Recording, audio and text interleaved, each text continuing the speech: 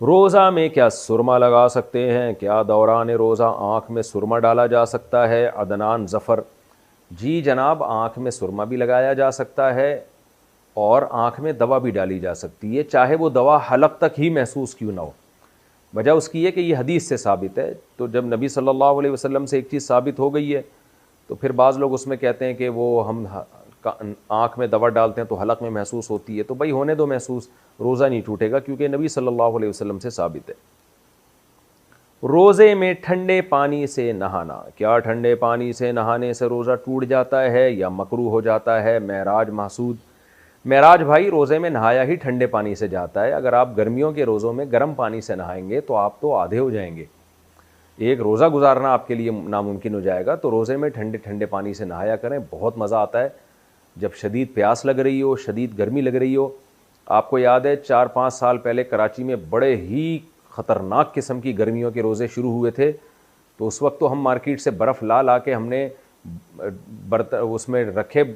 بالٹیوں میں، اور پھر جو ہم اس سے نہائے ہیں تو وہ مزہ میں اب تک بھولا نہیں ہوں، کیونکہ ایسی حالت خراب، کراچی میں بہت لوگ مر گئے تھے اس گرمی سے۔ تو ٹھنڈے پانی سے نہائیں، اچھا ہے، اللہ خوش ہوتا ہے ان چیزوں سے کہ دیکھو میرے بندے اپنے آپ کو عبد سمجھتے ہیں، غلام سمجھتے ہیں۔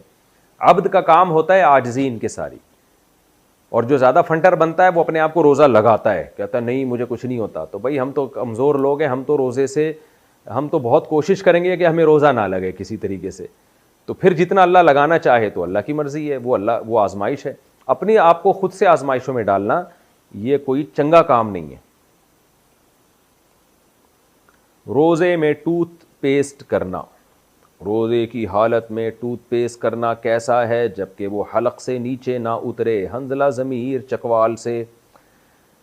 دیکھیں مسواک کرنا تو بالکل جائز ہے، نبی صلی اللہ علیہ وسلم سے صحیح حدیث سے ثابت ہے، روزے میں آپ مسواک کیا کرتے تھے۔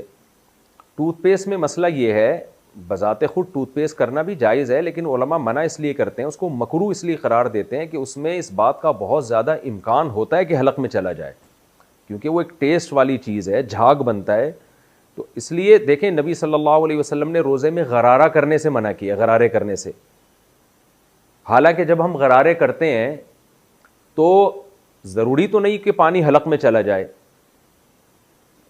اکثر نہیں جاتا، بلکہ آپ احتیاط کے ساتھ اگر غرارہ کریں گے تو پانی نہیں جاتا حلق میں، لیکن پھر بھی منع کیا، کیوں؟ ٹوٹنے کا خطرہ ہوتا ہے، پانی کے حلق میں جانے کا خطرہ ہوتا ہے۔ تو اسی وجہ سے علماء منع کرتے ہیں کہ بھئی آپ روزے میں ٹوتھ پیسٹ نہ کریں، کیونکہ اس کا جھاگ ہوتا ہے بہت زیادہ، اس میں ایک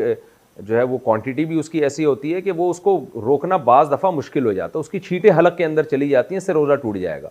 تو روزے کو بچانے کے لیے، ٹوٹنے سے بچانے کے لیے یہ فتویٰ دیا جاتا ہے کہ ٹوتھ پیسٹ کرنا مکروہ ہے، ناپسندیدہ ہے روزے کی حالت میں، اور ضرورت بھی نہیں ہے، مسواک کریں، اس بہانے سے مسواک کی سنت بھی زندہ ہو جائے گی۔ تو اب سحری کرنے کے بعد آپ ایک دفعہ برش کر لیں اور رات کو سونے سے پہلے کر لیں تو سارا دن ضرورت نہیں پڑتی، اور پھر درمیان میں مسواک کرتے رہیں تو مسواک کے بڑے فائدے ہیں۔ اور مسواک میں چونکہ سنت ہے،